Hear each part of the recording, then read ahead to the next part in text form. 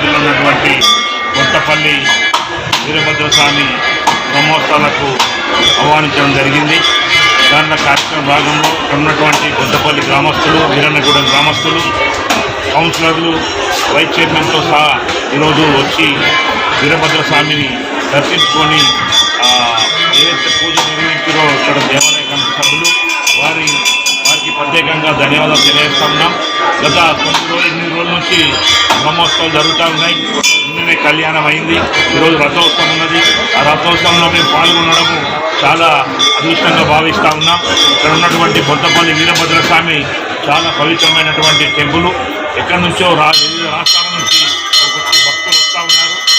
మొక్కుకున్నటువంటి కోరికలు నెరవేర్చే వీరభద్రస్వామి, అదేవిధంగా ఇక్కడ ఉన్నటువంటి అమ్మవారు ఒక్కొక్కటి వీరభద్రస్వామి కానీ కొత్తపల్లి అంటేనే ఒక దైవాలు ఉన్నటువంటి మన అయ్యప్ప స్వామి టెంపుల్ కానీ ఇక్కడ ఉన్నటువంటి గ్రామస్తులు అందరూ ఏకతాటి మీదకి వచ్చి అన్ని గుళ్ళు నిర్మించుకోవడం జరిగింది.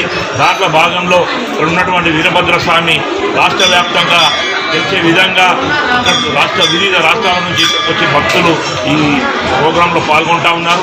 వారికి ఐశ్వర్యాలతో ఉండాలని రాష్ట్రమంతా, ప్రపంచమంతా, మన దేశమంతా, మన రాష్ట్రమంతా, మన మండలంతా, మన మున్సిపల్ ప్రజలంతా ఆరోగ్యంగా ఉండాలని చెప్పి భగవంతుని కోరుకుంటూ ఇక్కడ మాకు ఆహ్వానించినటువంటి యువకులు, ఇక్కడ ఉన్నటువంటి మాజీ సర్పంచులు, ఎంపీటీసీలు, కౌన్సిలర్లు అందరికీ పేరు ధన్యవాదాలు తెలియజేస్తా ఉన్నాం. ఇక్కడ ఉన్నటువంటి మహిళా సోదరులు కూడా స్వాగతం పలికినందుకు మరొకసారి వీరన్నగూడెము, కొత్తపల్లి గ్రామస్తులకు పేరు ధన్యవాదాలు తెలియజేస్తూ ముగిస్తా ఉన్నాం.